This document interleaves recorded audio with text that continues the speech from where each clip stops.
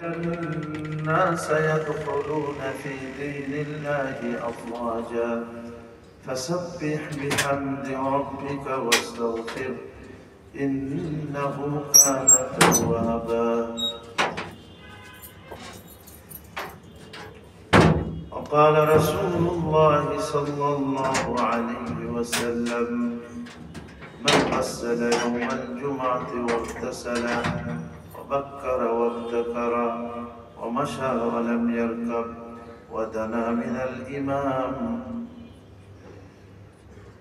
واستمع ولم يلغو كان له أجر سنة أجر صيامها وقيامها، أو كما قال النبي صلى الله عليه وسلم: صدق الله مولانا العظيم وصدق رسوله النبي الكريم، ونحن على ذلك من الشاهدين والشاكرين، الحمد لله رب العالمين.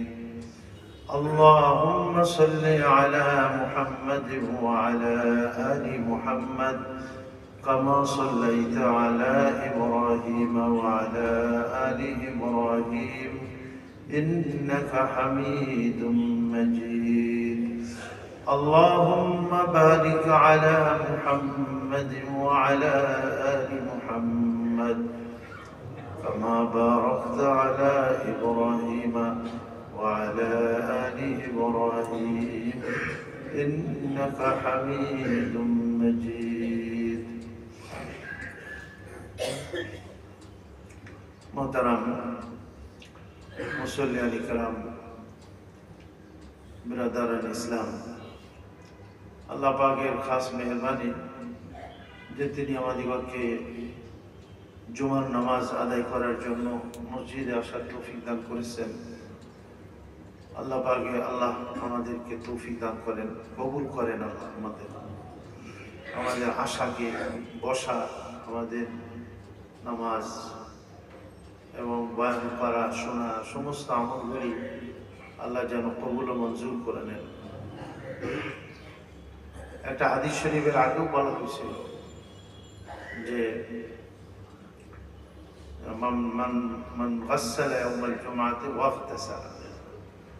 যে ব্যক্তি জুমার দিনে উত্তম রূপে গোসল করে। এখন অবশ্য আজকাল তো ওরকম ঠান্ডা যদিও পড়তেছে, কিন্তু প্রত্যেকের তো ঠান্ডার পানি গরম করারও ব্যবস্থা আছে, যে গোসল করতে তো তেমন সমস্যা নেই। হ্যাঁ, আপনার গিজার আছে, তারপরে চুলা আছে, সেখানে পানি গরম করে নেওয়া যায়। আর যাদের কোনো সমস্যা হয় না, ঠান্ডা পানি দিয়েও তারা গোসল করতে পারে। তো গোসল করা আর ভালো মতো গোসল করা, গোসল করার পূর্বে তো আপনি উজু করতেই হয়। যে গোসলগুলি সাধারণ গোসল যেটা আমরা করে থাকি প্রতিদিন, এটা তো একটা গোসল। এটা তো আপনার উজু না করলেও তো কোনো সমস্যা নেই। গোসলের মধ্যে তো এমনি ফরজ গোসলের ক্ষেত্রে তো আগে উজু করে নিতে হয়, এবং আপনার শরীরের নাপাকি কোথাও লেগে থাকলে সে নাপাকি পাক পানি দিয়ে পরিষ্কার করে নিতে হয়। বা কাপড়ি যদি লেগে থাকে, কাপড়ও আগে অন্য কোনো একটা পাক কাপড় পরে, গামছা জাতীয় কিছু পরে, ওই লুঙ্গিটা হোক বা যে কাপড়ে নাপাক লেগে গেছে ওইটা 3 বার ধৌত করে তারপরে ওটা পরে গোসল করলে অসুবিধা নেই। কিন্তু নাপাক কাপড় পরে যদি আপনার গোসল করি, তাহলে ওই নাপাকটা শরীরে লেগে যাবে পুরাটাই, গোসল করলেও সে পাক হবে না। এই জন্য আগে শরীরও পাক করতে হবে, যেখানে কোনো নাপাকি লেগে গেছে বাহ্যিক, সেই জায়গা 3 বার ধুয়ে পরিষ্কার করা। আর যে কাপড়ে নাপাক লাগছে সেখানেও 3 বার ধুয়ে পরিষ্কার করে তারপরে ওই কাপড়টা পরা যেতে পারে, অথবা অন্য কোনো কাপড় পরে গোসল করা যেতে পারে। আর গোসলের মধ্যে তো আমরা জানি যে 3টা ফরজ আছে গোসলের মধ্যে, আর ওযুর মধ্যে 4টা আছে। তো গোসলের মধ্যে যে 3টা ফরজ, সেটা তো হলো কুলি করা, 1 নম্বর, নাকে পানি দেওয়া, আর গলিটা যদি একটু গড়গড়া করে, রোজা না থাকলে তো গড়গড়া করে নেওয়াই ভালো। আর নাকের যথাসম্ভব ভিতরে পানি পৌঁছানোর চেষ্টা করা, আর সমস্ত শরীরে পানি পৌঁছানো। অনেকের হাতে আংটি থাকে অথবা অন্য কোনো ব্রেসলেট জাতীয় কিছু কেউ যদি পরে, যদিও পুরুষদের জন্য পরা এটা অনুচিত, তাহলে সেই সমস্ত জায়গার মধ্যে ভালো করে খেয়াল করতে হয় যেখানে পানি পৌঁছাইছে। গোসলের মধ্যে বা উজুর যে ফরজ যে 4টা অঙ্গ আছে, মাছের পাড়া, মাথা, এটা তো বাদ দিয়ে বাকি যে 3টা আছে, এর মধ্যে যদি কোনো একটা পশম ভিজা না ভেজে শুকনা থাকে, পশমের গোড়া, তাহলে কিন্তু তার ওযুও হবে না আর তার গোসলও হবে না। আর যখন ওযু গোসল হবে না, তখন আমরা যে নামাজ পড়ি, ইবাদত বন্দেগী করি, সেগুলো তো হবে না। এই জন্য এখানে তাকিদ দিয়ে বলা হয়েছে গাসসালা ওয়াগতাসালা, 2বার শব্দটা ব্যবহার করা হয়েছে। তার মানে ভালো মতো গোসল করা উচিত। জুমার দিনে গোসলটা হলো সুন্নাত। আর এমনি যেটা আমরা করে থাকি দৈনন্দিন, এটা শরীয়তের মধ্যে পড়ে না, এটা আমাদের স্বাস্থ্যগত কারণে আমরা করে থাকি এই গোসলটা। তো সেখানেও এটা খেয়াল রাখতে ভালো হয়, কারণ ওই গোসল করে আর উজু করার প্রয়োজন পড়ে না। অনেকে গোসল করেও আবার উজু করতেছে, এটা তো দরকার নাই। সে গোসল করলেই সে পাক সাফ হয়ে গেল। গোসলের ফরজ যদি সে আদায় করে থাকে, আর যদি গোসল করার আগে উজু করে নেয়, তাহলে তো আরো উত্তম হয়। তাহলে আর গোসল করার পরে তার উজু করার কি নাই, কোনো প্রয়োজন নাই। তো এটা আমাদের খেয়াল করা উচিত যে গোসলটা যেন আমাদের সুন্দর হয়, আর উজুটাও হলো সুন্দর হয়। এটা হলো আমাদের ইবাদতের হাতিয়ার। ইবাদতের জন্য এটা উপকরণ। গোসল, গোসল, পাক সাফা, বা অনেকে ধরেন তার আগে ইস্তেঞ্জা করি আমরা। তো ইস্তেঞ্জার মধ্যেও আমাদের কিছু সময় দেওয়া সেখানে, যে আশ্বস্ত হওয়া দিল থেকে যে এখন আর পেশাবের ফোঁটা নির্গত হবে না, বাহির হবে না, এরকমের যখন আশ্বস্ত হয়, সেটা উঠা বসা করে হতে পারে, অনেকে কাশি দিয়ে হতে পারে। কারণ আমাদের পুরুষদের সাধারণত ধরেন আপনার অনেক সময় পেশাবের ফোঁটা পেশাব করার পরেও আসে, ফোঁটা পড়ে। তা যদি আমি সেই পরিমাণ সময় না দিই, বা এটাকে ইস্তেঞ্জা বলে, মানে এটাকে পরিপূর্ণরূপে আমি যদি ক্লিয়ার না করি, তাহলেও তো আমার কাপড় নাপাক হয়ে যাবে, আমার শরীর নাপাক হয়ে যাবে। এই জন্য ইস্তেঞ্জা বলে, মানে ভালো মতো সাফ করা, ভালো মতো ইস্তেঞ্জাকে পরিষ্কার করা। আজকাল টিস্যু পেপার আছে, আগের জামানায় দিনদার মানুষ যারা, তারা ঠিলা ব্যবহার করত, এখন তো তার অল্টারনেটিভ টিস্যু পেপার আমরা ব্যবহার করি। এবং এটার থেকে পেশাবের থেকেও পাক সাফ হয়ে তারপরে ওযু বা গোসল করলাম।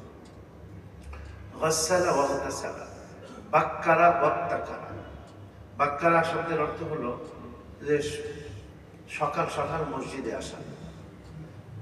অনেকে আমরা একেবারে দেখা যায় যে যখন নামাজে দাঁড়াচ্ছে, ইকামত হবে, সেই সময় আসে হাফাইতে হাফাইতে জামাতটা ধরলাম, অথবা একেবারে খুতবার সময় আসলাম।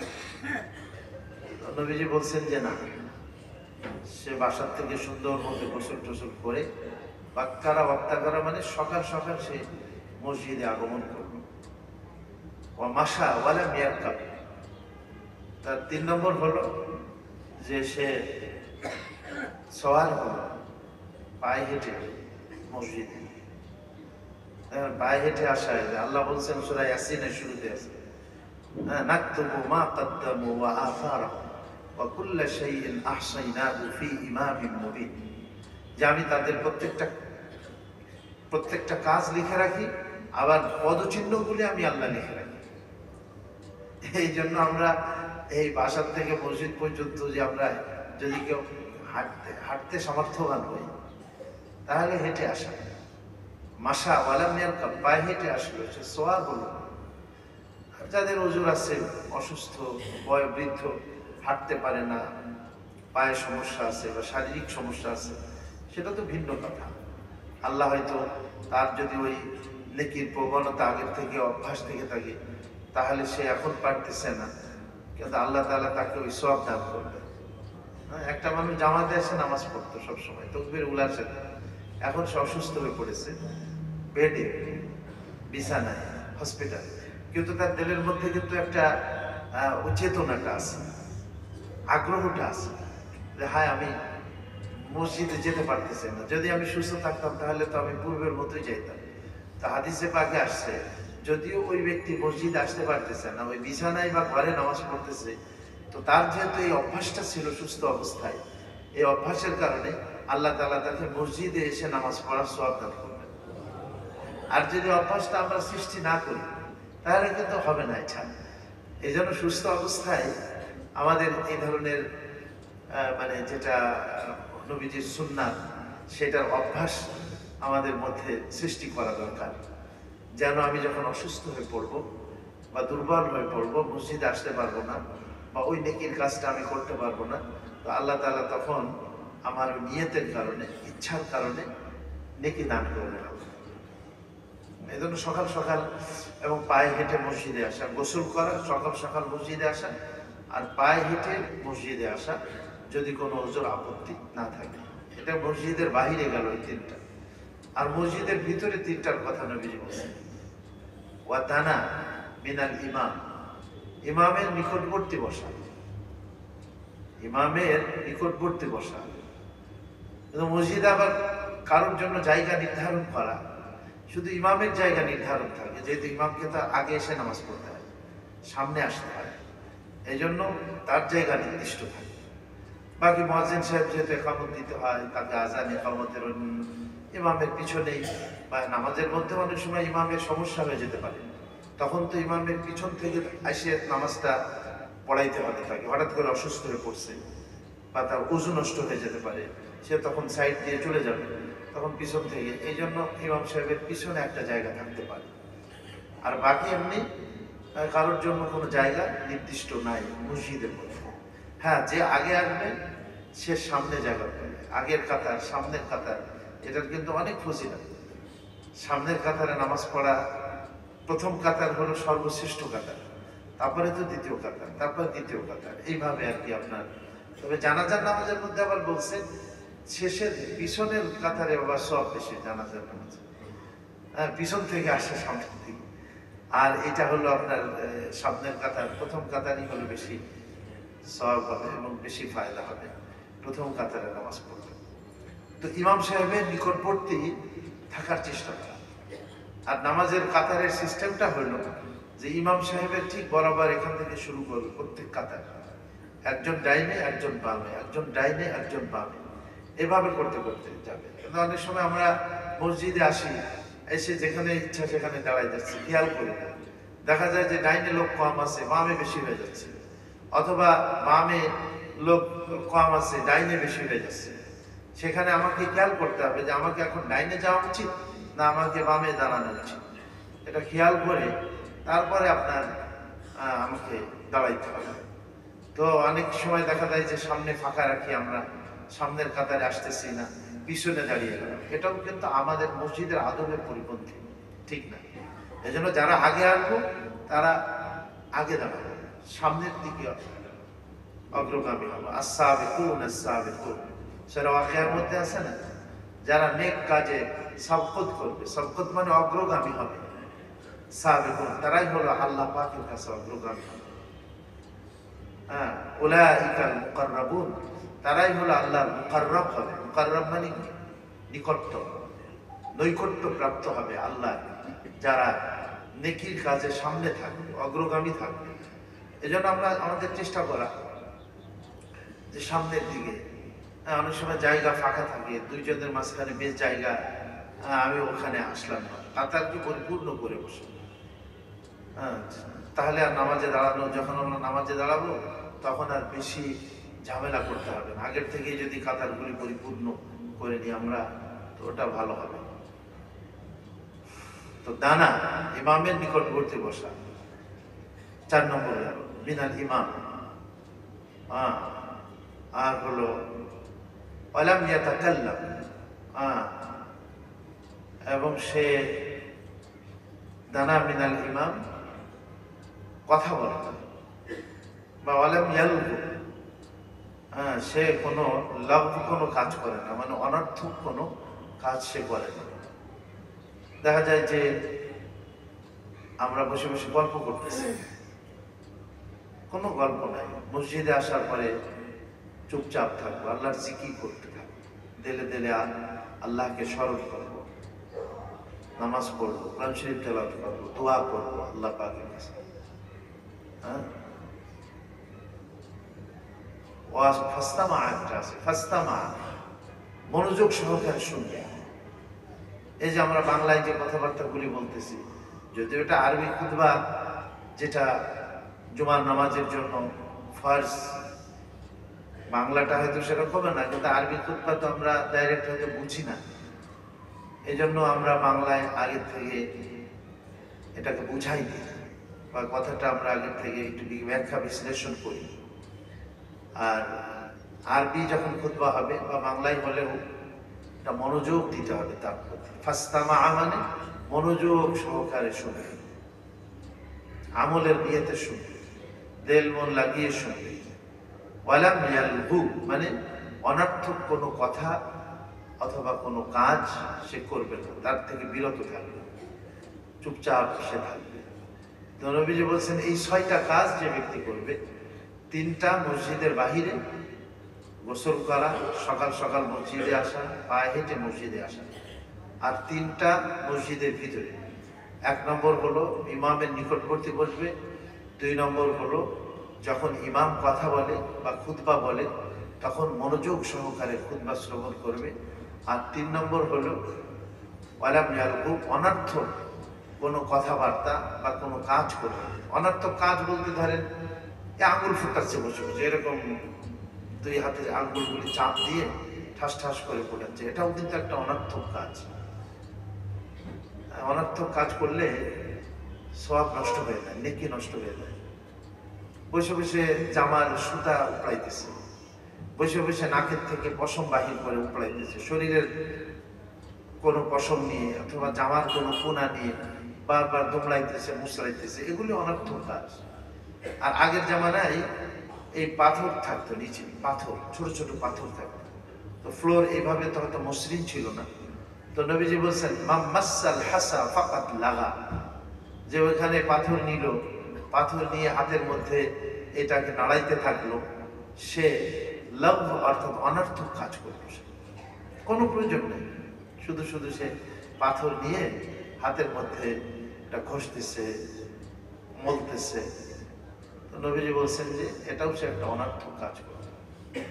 এই 6টা কাজ যে ব্যক্তি করবে, ফালাহু আজরু সানাতিন আমালু সানাতিন, 1 বৎসর, আজরু সিয়ামিহা ওয়া কিয়ামিহা, 1 বৎসর রোজা রাখলে যে পরিমাণ নেকি হয়, কিয়ামিহা 1 বছর নফল নামাজ পড়লে একাধারে যে পরিমাণ নেকি হয়, এই 6টা কাজের দ্বারা জুমার দিনে আল্লাহ তাআলা তাকে ওই পরিমাণ নেকি দান করবেন। সুবহানাল্লাহ, এটা তো আমরা সকলেই অর্জন করতে পারি।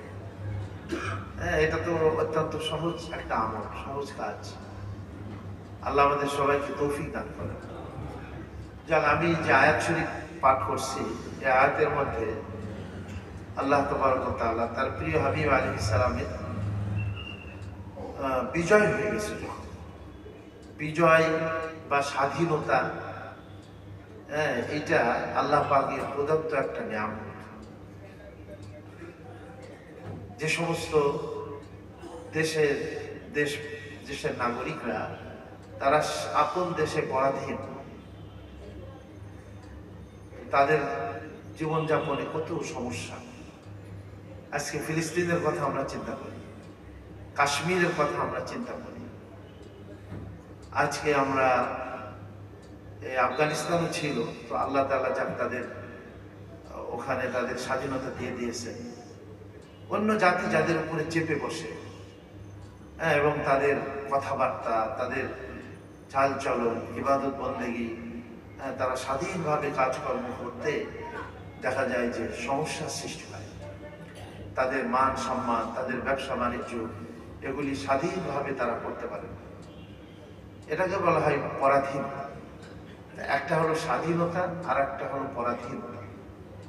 তো স্বাধীনতা আল্লাহ পাকের অনেক বড় নিয়ামত। যেমন আমরা ধরেন এখন স্বাধীন আছি, যেভাবে ইচ্ছা সেভাবে আমরা সমস্ত কাজ কর্ম সবই করতে পারতেছি। কিন্তু ফিলিস্তিনের মুসলমান কি পারতেছে ইসরায়েলের জ্বালায়?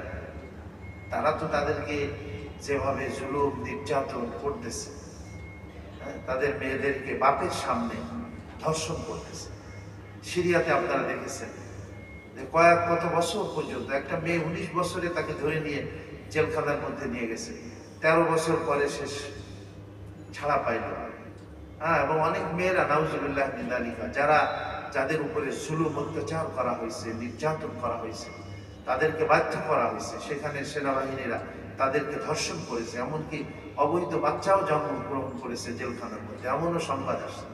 তাহলে তাদের জীবনটা কিরকম, কি ভয়াবহ একটা পরিস্থিতির শিকার হয়েছে সেই সমস্ত মেয়েরা এবং সেই সমস্ত যুবক, যারা কত বছর ধরে এই জালেম সরকার সেখানে ছিল। আর তাদের যুবকদেরকে, তাদের নারীদেরকে, তাদের অসহায় নিরপরাধ মানুষদেরকে একটু প্রতিবাদ করলে, ওয়ালের মধ্যে হয়তো একটু তার প্রতিবাদমূলক কোনো শব্দ লিখছে, ব্যাস তাকে সাথে সাথে কি করেছে, অ্যারেস্ট করে তুলে নিয়ে চলে গেছে। কি রকমের জুলুম আপনার চিন্তা করেন। তো আল্লাহ তাবারক ওয়া তাআলা তাদের এত বছর পরে সিরিয়া কি হয়েছে, মুক্ত হয়েছে, আল্লাহ তাদেরকে স্বাধীনতা দিয়েছে। সে দেশের মানুষ কিভাবে তারা তাদের এই স্বাধীনতার যে কি বলা যায় আপনার আনন্দ উল্লাস এর প্রকাশ করেছে, তারা সেটা আমাদের দেশের মতোই এরকম তারাও সেখানে তার মূর্তি টুর্তি, জালেম শাসকের যে মূর্তি ছিল সেগুলোও তারা ভেঙে ফেলেছে। আমরা মিডিয়াতে এগুলো আমরা দেখছি। এবং তারা স্বাধীন হিসাবে তারা তা আত্মপ্রকাশ করেছে মাশাআল্লাহ। এখন ইসরায়েলও আবার এই যে একটা জালেম উগ্রবাদী ইহুদিবাদী যে এই ইসরায়েল, সেও তাদের বেশ এলাকা দখল করছে, তাদের উপরে আক্রমণ চালাইছে। কত যেন 250 বা আরো বেশি বার তাদের উপরে প্লেন দিয়ে তারা কি করে আক্রমণ করে তাদের ওই অস্ত্র শস্ত্র সেগুলো কি করেছে, তারা ধ্বংস করেছে এই ইসরায়েল। তো তাদের জন্য আমাদের দোয়া করতে হবে। এই জন্য রাসূল কারীম আলাইহিস সালাম যখন মদিনা শরীফ থেকে আবার মক্কাতে আগমন করলেন, তো মক্কার লোকদের হিম্মত ছিল না, সাহস ছিল না যে এই স্বল্প মুষ্টিমেয় মুসলমানদের মোকাবেলা করবে। সবাই তো আর মক্কা থেকে আসে নাই, কি বলে মদিনা শরীফ থেকে নবীজির সাথে কিছু সংখ্যক সাহাবায়ে কেরামকে নিয়ে রাসূল কারীম আলাইহিস সালাম মদিনা শরীফ থেকে মার্চ করছেন এবং মার্চ করে তিনি মক্কা শরীফে আসছেন। সামান্য কিছু রক্তপাত হয়েছে, কিন্তু তেমন বড় ধরনের কোন রক্তপাত হয়নি। আল্লাহ বলছেন ইযা জাআ নাসরুল্লাহি ওয়াল ফাতহ, যখন আল্লাহর সাহায্য এবং বিজয় এসে যায়,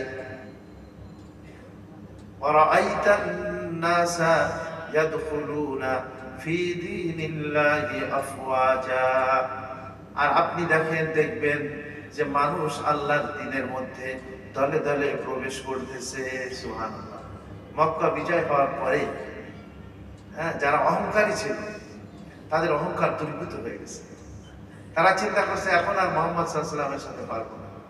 যে নবী একদিন রাতের আধারে যার বাড়িকে 100 সশস্ত্র বাহিনী তারা ঘেরাও করে রাখছিল, আর আল্লাহর প্রিয় হাবিব আলাইহিস সালাম এক মুষ্টি মাটি নিলেন, আর মাটি নিয়ে সেটা কি করলেন, মাথার চতুর্দিকে তিনি সেই মাটিকে নিক্ষেপ করলেন। আর কি হলো, কাফের মুশরিকদের চোখে মুখে আল্লাহ ওই মাটি পৌঁছে দিলেন।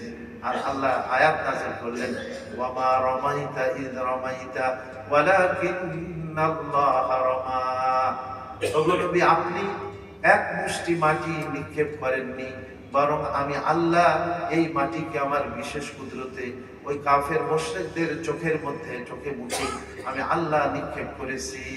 ওয়ালাকিন্নাল্লাহা রামা। আর নবী তাদের ভেদ করে বের হয়ে গেলেন, তারা নবীজিকে ধরতেও পারল। আর ওই গারে সাওরের মধ্যে হযরত আবু বকর রাদিয়াল্লাহু আনহু আর নবীজি সেখানে অবস্থান করছিলেন। কাফের মুশরিকরা চতুর্দিক দিয়ে তাকে গ্রেফতার করার জন্য, ধরার জন্য চেষ্টা করছে, কিন্তু তবু আল্লাহ তাআলা দুর্বল জিনিস দিয়ে নাসমান সাহায্য, ইদা জা নাসরুল্লাহ, আল্লাহর সাহায্য যখন আসবে আপনার, আল ফাতহ এবং বিজয় যখন আসবে, তখন কি করণীয় দেখেন। হ্যাঁ, আমরা বিজয়ের আনন্দে একেবারে আত্মহারা হয়ে যাই, কি বলে, হ্যাঁ, বা স্বাধীনতার আনন্দে একেবারে আত্মহারা হয়ে যায়। কিন্তু যে আল্লাহ আমাদেরকে স্বাধীন করলেন, যে আল্লাহ আমাদেরকে বিজয় দান করলেন, তো সেই আল্লাহ পাকের প্রশংসা করা উচিত, সেই আল্লাহর সামনে সিজদায় করা উচিত। হ্যাঁ, সেই আল্লাহর জন্য নিবেদিত প্রাণ হওয়া উচিত, যে আল্লাহ আমাদেরকে স্বাধীন করে দিয়েছেন। তো রাসূল কারীম আলাইহিস সালাম মক্কাতে যে মূর্তিগুলি পরিষ্কার করলেন, মূর্তিগুলি সেখান থেকে হটালেন, তারপরে কাবা শরীফকে ধুয়ে মুছে পাক সাফ করলেন, পরিষ্কার করলেন। তারপরে উনি কি পড়লেন, সেখানে 2 রাকাত নামাজ পড়লেন কাবা শরীফের মধ্যে, আল্লাহর প্রশংসা করলেন। এবং নবীজি যখন মক্কাতে প্রবেশ করতেছিলেন, তখন তিনি আল্লাহর প্রশংসা নবীজির জবানে ছিল, লা ইলাহা ইল্লাল্লাহু ওয়াহদাহু লা শারীকা লাহু আনজাযা ওয়া'দাহু নাসারা 'abদাহু ওয়া হাযামাল আহযাবা ওয়াহদাহু। এক আল্লাহ, তিনি ছাড়া আর কোনো মাবুদ নেই। লা ইলাহা ইল্লাল্লাহ ওয়াহদাহু লা শারীকা লাহু, সেই আল্লাহর সাথে কেউ শরীক নেই। আনজাযা ওয়া'দাহু, তার ওয়াদা পুরা করছেন। নবীজি যখন হুদায়বিয়াতে একেবারে মানে বাহ্যিকভাবে লাঞ্ছিত হয়ে উমরা করতে পারলেন না, তাকে বাধা দিয়ে আনতে হলো এবং ফেরত যাইতে হবে। সাহাবারা যুদ্ধের জন্য প্রস্তুত ছিলেন, কিন্তু নবীজি বললেন যে না, চলো আমরা ফেরত যাই। তো প্রতিমধ্যে যখন মদিনার দিকে ফেরত যাচ্ছিলেন, তখন এই সূরা ফাতহ নাযিল হয়েছে, ইন্না ফাতাহনা লাকা ফাতহাম মুবিনা। ওগো নবীজি, যদি আপনি বাহ্যিকভাবে আজকে নত হয়ে গেছেন, কিন্তু আমি আল্লাহ আপনাকে বিশাল বিজয় প্রদান করলাম, বিশাল। 8 বছর পরে, 8 বছর তো না, 2 বছর, এটা হলো 6ষ্ঠ হিজরিতে, আর 8ম হিজরিতে মক্কা বিজয় হয়ে গেছে। মাত্র 2 বছর পরে রাসূল কারীম আলাইহিস সালামকে আল্লাহ তাআলা আবার মক্কা কি করে দিলেন, বিজয় করে দিলেন। তো যখন সাহায্য এবং বিজয় আসবে, তখন আপনি কি করবেন, ইযা জাআ নাসরুল্লাহি ওয়াল ফাতহ ওয়া রাআইতান নাসা ইয়াদখুলুনা ফি দীনিল্লাহি আফওয়াজা ফাসাব্বিহ, আপনি তাসবিহ পড়েন, সুবহানাল্লাহ, আল্লাহ তুমি সমস্ত কিছু ত্রুটি থেকে মুক্ত, বিহামদি রাব্বিকা, আপনার প্রভুর প্রশংসার সাথে সাথে। তার মানে সুবহানাল্লাহি ওয়া বিহামদিহি সুবহানাল্লাহিল আযীম। এই ফাসাব্বিহ বিহামদি রাব্বিকা মানে হলো তাই যে আপনি আপনার প্রভুর প্রশংসার সাথে সাথে তাসবিহ পাঠ করেন, তাহলে সুবহানাল্লাহি ওয়া বিহামদিহি সুবহানাল্লাহিল আযীম। আল্লাহ আমাদের যে দেশ, যে 9 মাস যে রক্তক্ষয়ী যুদ্ধ হলো, কত 26শে মার্চ থেকে 16 ডিসেম্বর পর্যন্ত, তো আল্লাহ যদি আমাদের জয় না দিতেন, তাহলে কি আমরা বিজয় করতে পারতাম বলেন? মাত্র 9 মাসে, খুবই মানে সামান্য সময়ের মধ্যে। আর আজকে ফিলিস্তিনিরা সেই কত 47 সাল থেকে, 1947 সাল থেকে তারা সেখানে যুদ্ধ করতেছে, 47 সাল থেকে, তাহলে কত বছর হয়ে গেল? আজকে ধরেন প্রায় 100 বছরের কাছাকাছি প্রায় হয়ে যাচ্ছে। তারা দেখেন প্রতিদিন সেখানে কত মানুষ মারা যাচ্ছে, কত বন্দী হচ্ছে, কত ঘর বাড়িকে ধ্বংস করা হচ্ছে, এগুলি তারা করতেছে। জালেম। আল্লাহ তাআলা স্বাধীনতা দেন, আল্লাহ তাআলা কাউকে ক্ষমতা দেন জুলুমকে প্রতিহত করার জন্য, দেশে যেন কোনো জুলুম না হয়। নবীজি হযরত মুআজ ইবনে জাবাল রাদিয়াল্লাহু আনহুকে ইয়ামানের গভর্নর করে পাঠাচ্ছিলেন, আর সেখানে যাওয়ার সময় বললেন এই কথাটা, ইত্তাকি ইয়া মুআজ দাওয়াতাল মাজলুম, মজলুমের কোন বদদুয়া যেন আমার পর্যন্ত না আসে। মজলুমের বদদুয়া থেকে তুমি নিজেকে রক্ষা করো। মজলুমের বদদুয়া, মজলুমের চাই সে মজলুম অমুসলিম হোক, মুসলমান না হোক, অমুসলিম হোক, তার আল্লাহর দরবার পর্যন্ত পৌঁছে যায়। লাইসা হাইলুন বাইনাহু ওয়া বাইনাল্লাহ, আল্লাহ এবং আল্লাহর মধ্যে এবং মজলুমের এই শব্দের মধ্যে কোনো প্রতিবন্ধকতা নেই। এই জন্য কোনো বিধর্মীর উপরেও কোনো মুসলমান জুলুম করতে পারে না।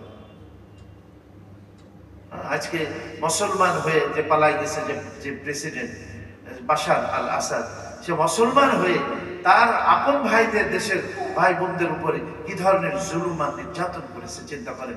তার বিরুদ্ধে কথা বলার মতো কোনো অবস্থা ছিল না, টু শব্দ করা যেত না। যেই করতো তাকে অমনি সেই তার কসাইখানার মধ্যে 3 তলা বিশিষ্ট আপনার তার এই কারাগারগুলি ছিল, কি যেন নাম দিলে দেখলাম পেপারের মধ্যে নাম সেখানে। আর মানুষ হাজার হাজার মানুষ এই সমস্ত কারাগারে আপন আত্মীয় স্বজনকে নেওয়ার জন্য তারা সেখানে আসছে। যাক, আল্লাহ তাআলা যেন আমাদের যে স্বাধীনতা আল্লাহ আমাদেরকে দিয়েছেন, তা আল্লাহর নবী যেভাবে ন্যায় এবং ইনসাফকে প্রতিষ্ঠা করা, সত্যকে প্রতিষ্ঠা করা, সমস্ত অন্যায় অপরাধকে দেশ থেকে দূর করা, এটাই হলো উদ্দেশ্য। এবং আল্লাহর ইবাদত বন্দেগী, আল্লাহর সামনে যে আল্লাহ স্বাধীনতা এবং বিজয় প্রদান করেন, সেই আল্লাহর সামনে নিবেদিত এবং আত্মসমর্পণ করা আল্লাহ পাকের সামনে। ওয়াস্তাগফিরহু, এবং আপনি ক্ষমা চান বা আল্লাহর কাছে ইস্তিগফার করেন। সবাই তো এটাই তাফসীর বুঝছে। হযরত আব্দুল্লাহ ইবনে আব্বাস রাদিয়াল্লাহু আনহু বাচ্চা, উনি হযরত উমর ওনাকে প্রাধান্য দিলেন, আব্দুল্লাহ ইবনে আব্বাসকে। বড় বড় যারা মুরব্বী বলে ওই বাচ্চা ছেলেকে কেন প্রাধান্য দেন? তো উনি একবার ওনার জ্ঞানের পরিধি সবার সামনে প্রকাশ করতে চাইলেন। যে আব্দুল্লাহ সবাইকে জিজ্ঞাসা করলেন যে কি এই সূরার তাফসীর বলো তো। তো সবাই বললো যে এই সূরার মধ্যে তো আল্লাহ তাআলা বিজয় এবং আল্লাহর সাহায্যের সুসংবাদ দিয়েছেন, আর নবীজিকে ইস্তিগফার করতে বলেছেন, তাসবিহ করতে বলেছেন। সবাই এটাই বলল। হযরত আব্দুল্লাহ ইবনে আব্বাস রাদিয়াল্লাহু আনহু বলেন, না এটা তো আছেই, কিন্তু আল্লাহ তাআলা নবীজি দুনিয়ার থেকে অতি সত্বর বিদায় নেবেন, এই সংবাদও আল্লাহ তাআলা সূরার মধ্যে দিয়েছেন। আল্লাহ ইস্তিগফার কখন পড়ে? শেষ সময়, নামাজ শেষ হয়ে গেছে, ইস্তিগফার করে আল্লাহ বলছেন, ওগো নবীজি বিজয় আর আল্লাহর সাহায্য আপনাকে দিয়েছি, আপনি আল্লাহর তাসবিহ পড়েন এবং ইস্তিগফার করেন। তো হযরত আব্দুল্লাহ ইবনে আব্বাস বলেন, এই সূরার মধ্যে নবীজি যে আর আমাদের মধ্যে বেশি দিন থাকবেন না, অতি সত্বর চলে যাবেন, এই সংবাদ আল্লাহ তাআলা এই সূরার মধ্যে দিয়েছেন। উনি বুঝলেন কি করে এটা? তো আল্লাহ পাক ওনাকে ওই জ্ঞানটা দিয়েছেন। হযরত উমর রাদিয়াল্লাহু আনহু প্রমাণ করলেন, দেখো তোমরা যেটা বলতে পারলে না যে আব্দুল্লাহ ইবনে আব্বাস, সেটা বলছে। হযরত আব্দুল্লাহ ইবনে আব্বাস রাইসুল মুফাসসিরিন ছিলেন, কোরআনে পাকের তাফসীর ভালো বুঝতেন হযরত আব্দুল্লাহ ইবনে আব্বাস। যাক, আল্লাহ পাক আমাদের দেশের যেন দেশের স্বাধীনতা সার্বভৌমত্বে আল্লাহ হেফাজত করেন, এবং আমরা শান্তির সাথে, এবং অমুসলমান যারা আছে তারাও যেন স্বাধীনভাবে এখানে বসবাস করতে পারে। স্বাধীনতা শুধু মুসলমানের, সবার জন্য স্বাধীনতা, তারাও তাদের ধর্ম করুন, কোনো সমস্যা নেই, কিন্তু তারা যেন কোনো সন্ত্রাসবাদ, জঙ্গিবাদ, উগ্রবাদ এগুলি যেন তারা না করতে পারে। সবাই মিলে আমরা আমাদের দেশটাকে রক্ষা করি, সবাই মিলে আমরা এখানে শান্তি প্রতিষ্ঠা করি, কেউ কারোর উপরে জুলুম করবো না, অন্যায় করবো না, আমরা আদল ইনসাফকে কায়েম করবো। আল্লাহ পাক আমাদের সবাইকে তৌফিক দান করেন, এবং আল্লাহর জন্য আমরা তাসবিহ পড়ি, আল্লাহর ইবাদত বন্দেগী করি, তওবা ইস্তিগফার করি বেশি বেশি। আর স্বাধীনতার জন্য বা এই লড়াইয়ে যারা তাদের জানকে বিসর্জন দিয়েছে, শাহাদত বরণ করেছে, তাদের জন্য আমরা কি করব? আল্লাহ পাকের কাছে দোয়া করব, আল্লাহ তাদের শাহাদতকে তুমি কবুল করে নাও। এই সিরিয়াকে তুমি আল্লাহ, এইখানে যারা জান দিয়েছে আমাদের মুসলিম ভাইয়েরা, আল্লাহ তাদেরকেও তাদের শাহাদতকে কবুল করে সেখানে তুমি শান্তি প্রতিষ্ঠা করে দাও। ফিলিস্তিনের মধ্যেও তাদের স্বাধীনতা দিয়ে দাও এবং শান্তি প্রতিষ্ঠা করে দাও। আল্লাহ, ইসলাম মানেই হলো শান্তি, ইসলামের সবকিছুর মধ্যে আল্লাহ তাআলা শান্তি রেখেছেন। আল্লাহ আমাদের সবাইকে তৌফিক দেন। ওয়া আখির দাওয়ানা আলহামদুলিল্লাহি রাব্বিল আলামিন। যাদের সুন্নাত বাকি আছে 4 রাকাত ক্বাবলাল জুমআ আদায় করুন।